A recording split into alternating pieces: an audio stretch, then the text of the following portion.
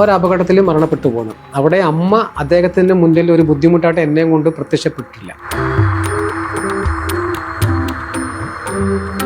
സ്ഥലം വീടൊക്കെ മേടിച്ചതെന്ന് പറഞ്ഞാൽ അമ്മ അതിനെയൊക്കെ നിരസിച്ചു.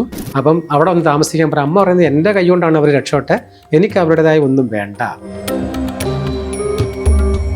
ഇപ്പോൾ അളിയന്മാർ ഇറങ്ങിയിട്ട് ഒരളിനെ ഇറങ്ങിയിട്ടു, മറ്റളിയന്മാരൊന്നും ഇറങ്ങിയിട്ടില്ല. അവർക്ക് ഇച്ചിരി അന്തസ്സുള്ള ആൾക്കാരാണ്. ഒരു കാര്യം പറയും, പക്ഷെ നീ ഇത് പുറത്തു പറയേണ്ട അതീവ രഹസ്യമായിരിക്കണം.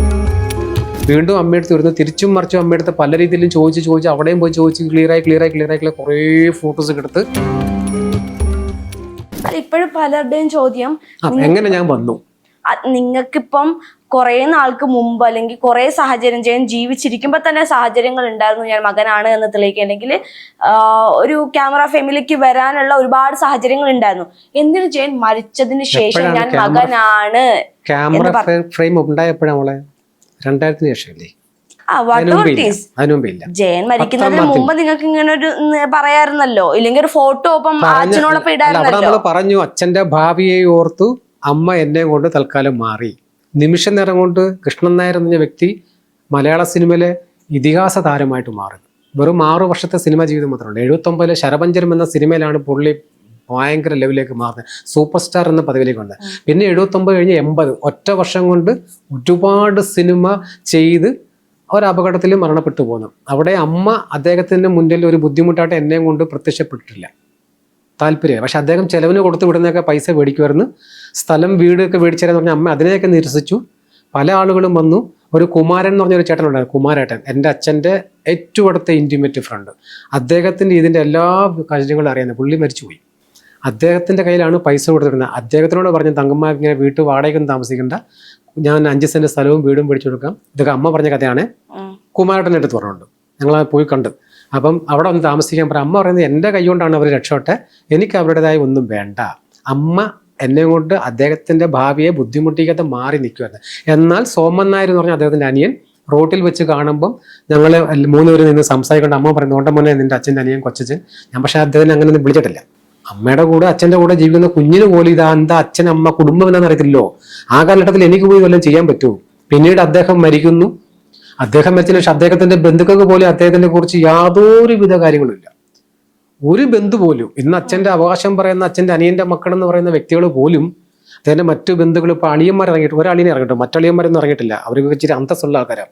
ഒരളിയൻ ഇറങ്ങിയിട്ടുണ്ട്, ഞാനാണ് ജയൻ്റെ അളിയെന്ന് പറഞ്ഞ എല്ലാ ആളുകളുടെ മുമ്പിൽ ഒന്ന് ഫോട്ടോ എടുക്കുന്നത്.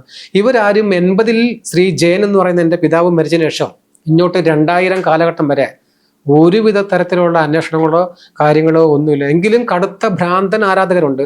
അവർ അവിടെ വരികയും പോയി തിരക്കുകയൊക്കെ ചെയ്യാറുണ്ട്. ജയൻ സാറിൻ്റെ വീട് കാണാനൊക്കെ വരാറുണ്ട്. ഒരുപാട് പേരുണ്ട്, എങ്കിലും കുറേ ആൾക്കാരുള്ളൂ. ഇവരാരും ഇല്ല. പിന്നെ എപ്പോഴാണ് ജയൻ പുനർജനിക്കുന്നത്? ഞാനെപ്പോഴാണ് രംഗത്ത് വരുന്നത്? ഈ പറഞ്ഞ ഞാനും അങ്ങനെ പോയിട്ടില്ല. അമ്മയൊന്നും എന്നെ അങ്ങനെ ശീലിപ്പിച്ചിട്ടില്ല. നമ്മൾ പോകാറില്ല. അമ്മ പറഞ്ഞിട്ട് പോവല്ലേ, അടുപ്പിക്കൽ. എന്നിട്ട് ഞാൻ ഒരു പ്രാവശ്യം പോയി ഈ അച്ഛൻ്റെ അനുജൻ്റെ ഭാര്യ ശ്രീദേവി അമ്മയെ കാണാൻ ഒരു ഫോട്ടോ മേടിക്കാനായിട്ട് ഞാൻ പോയായിരുന്നു. ഒരു കാലത്തില്ല. അപ്പം ഞാൻ രംഗത്ത് വരുന്നത് 2001-ലാണ്. അതായത് ജയൻ തരംഗം സോഷ്യൽ മീഡിയ ആരംഭിക്കുന്നു. ജയൻ തരംഗം ഉണ്ടാകുന്നത് TV-യിലും എല്ലാം ജയൻ തരംഗം. അപ്പം ഞാൻ കൊല്ലം കോടതിയിൽ ഒരു ജഡ്ജിയുടെ ഡ്രൈവറായിട്ട് ജോലി ചെയ്യുവാണ്. രാവിലെയും വൈകിട്ടും ഒരു അരമണിക്കൂറത്തെ പണിയുണ്ട് എനിക്ക്. അപ്പം CJM-ന്റെ കോടതിക്കാട്ട് എനിക്ക് ഇച്ചിരി സഹകരണവും മേളമൊക്കെ ആയി. CJM-നെയും നമ്മുടെ ജഡ്ജിയും കൊണ്ട് ഞാൻ എറണാകുളത്തേക്ക് വരാറുണ്ട് ഇടയ്ക്കിടയ്ക്ക്. അപ്പം അങ്ങനെ ഒരു സഹകരണമൊക്കെ ഉണ്ടായിട്ട് അച്ഛനും അമ്മയും തമ്മിലുള്ള കേസിന്റെ പകർപ്പ് കൊല്ലം കോടതിയിൽ കിടപ്പുണ്ട്. കൊല്ലം വെസ്റ്റ് പോലീസ് സ്റ്റേഷനിൽ ഉണ്ട് എന്ന് അമ്മ പറഞ്ഞൊരു ഓർമ്മ എനിക്കുണ്ട്. അപ്പം അമ്മയെടുത്ത് പോയി തിരക്കി, അമ്മ ഏത് കോടതിയിലാണ് അച്ഛനും അമ്മയും തമ്മിലുള്ള കേസിന്റെ? അപ്പം അമ്മ പറഞ്ഞു ഇന്ന കോടതിയിലാന്ന് പറഞ്ഞു. ഞാൻ ആ കോടതിയിലേക്ക് പോകണം, അവിടെയാണ് നമ്മുടെ രംഗപ്രവേശം. ഞാൻ ആ കോടതിയിലേക്ക് പോകുന്നു. അവിടെ ചെന്നപ്പോൾ എൻ്റെ ഒരു കൂട്ടുകാരൻ അവിടെ ഉണ്ട്. അവനോട് വളരെ രഹസ്യമായിട്ട് പറഞ്ഞു, ഞാൻ ഒരു കാര്യം പറയും, പക്ഷെ നീ ഇത് പുറത്തു പറയേണ്ട അതീവ രഹസ്യമായിരിക്കണം. അവൻ പറഞ്ഞു ഇല്ല, പറയാൻ പറഞ്ഞു. ഞാൻ മരിച്ചുപോയ സിനിമാ നടൻ ജയൻ്റെ മകനാണ്, അദ്ദേഹം എൻ്റെ അച്ഛനാണ്. എൻ്റെ അച്ഛനും അമ്മയും തമ്മിലുള്ള ഒരു കേസിൻ്റെ പകർപ്പ് ഈ കോടതിയിൽ ഉണ്ടെന്ന് അമ്മ പറയുന്നുണ്ട്. അത് ഏകദേശം ഞാൻ 71-ലൊക്കെ ആണെന്നുകൊണ്ട് ജനിച്ചത്. അത് ഏകദേശം ഒരു 75-76 അല്ലെങ്കിൽ ഇതിന് ഇടയ്ക്കുള്ള കാലയളവിൽ ഫയലൊന്ന് പരിശോധിച്ചിട്ട് നീ ആരും അറിയാതെ അതിൻ്റെ ഒരു പകർപ്പ്, ഒരു കോപ്പി എടുത്ത് എനിക്ക് തരാൻ പറ്റുമെന്ന് ചോദിച്ചാൽ അവൻ പറഞ്ഞ് അളിയ എടുത്ത് തരാമെന്ന് പറഞ്ഞു. അളിയാന്നൊക്കെ വിളിക്കുന്നത് അത്ര വലിയ ഡീപ്പ് ഫ്രണ്ട്സ് ഒന്നുമില്ല, ജിമ്മിലേക്ക് വെച്ച് പരിചയമുള്ള ഒരു കൂട്ടനാണ്. അപ്പം പറഞ്ഞില്ല ഞാൻ എടുത്തരാൻ. പക്ഷേ ഞാൻ ഈ വീട്ടിൽ പോയിരുന്നു. ഈവൻ അതുപോലെ ചെന്ന് മാതൃഭൂമിയിൽ അനിൽ എന്ന് പറയുന്ന റിപ്പോർട്ടർ എടുത്ത് ഈ കാര്യം അവതരിപ്പിക്കുന്നു. ഞാൻ എന്ന് പറയുന്നത് ഞാൻ ഇലക്ട്രിക്കിൻ്റെ ഒക്കെ പണി ചെയ്തുകൊണ്ടിരിക്കുന്ന സമയമാണ്. ഒരു സൈക്കിളിനകത്ത് പോയിട്ട് ഇവർ വന്ന് എന്നെ കാത്ത് എൻ്റെ വീടിനടുത്ത് നിൽക്കുന്നു. കച്ചേരിക്കുളം ശ്രീ നാഗരാജ ആൾക്കാർ അവിടെ നിൽക്കുന്നു. വൈകിട്ട് ജോലിയും കഴിഞ്ഞ് നിൽപ്പുണ്ട്, ഇവർ രണ്ടുപേരും നിൽപ്പുണ്ട്. ഞാൻ ചെന്താ നമ്മളുടെ ഇത് മാതൃഭൂമിയിലെ പത്രപ്രവർത്തനാണ്, അനിൽ എന്നാണ് പേര്, നിൻ്റെ കാര്യം ഇദ്ദേഹത്തിനോടൊന്ന് പറയാൻ പറഞ്ഞ്. ഞാൻ പറഞ്ഞു എനിക്കിതിനെക്കുറിച്ച് പറയാൻ അറിയത്തില്ല, അമ്മയുണ്ട്, അമ്മയെടുത്ത് കൊണ്ട് കാണിക്കുന്നു, അമ്മ കാര്യങ്ങൾ പറയുന്നു, അമ്മയുടെയും എൻ്റെയും ഫോട്ടോ എടുക്കുന്നു. ആ സമയത്താണ് നമ്മുടെ കമ്പ്യൂട്ടർ പുതിയൊരു ടെക്നോളജി വന്നത്. ഒരാളിൻ്റെ ഫോട്ടോയൊക്കെ വിഗ് എടുത്ത് അടുത്താണ്ടെടുത്ത് വെച്ച് കൊടുക്കുന്ന അങ്ങനെ ടെക്നോളജി കണ്ടുപിടിച്ച ആ സമയമാണ്. അപ്പം ഇവർ ഫോട്ടോ എടുക്കുന്നു, അവർ എന്നിട്ട് ഓലക്കടയിൽ പോകുന്നു. അന്ന് ആ 2001 അവിടെ ജീവിച്ചിരുന്ന പഴയ ആളുകളോട് ചോദിക്കുന്നു, വീണ്ടും അമ്മയെടുത്ത് വരുന്നു, തിരിച്ചും മറിച്ചും അമ്മയെടുത്ത് പല രീതിയിലും ചോദിച്ച് അവിടെയും പോയി ചോദിച്ച് ക്ലിയറായി കുറേ ഫോട്ടോസ് എടുത്ത് പിന്നെ എൻ്റെ ഒരു പത്രം പ്രിന്റ് ചെയ്യാവുന്ന ഒരു ഡേറ്റിൽ ഒരു തീരുമാനത്തിലേക്ക് എത്തി. കാര്യം മാതൃഭൂമി എന്ന് പറഞ്ഞത് ഒരു കുറഞ്ഞ പത്രമല്ല.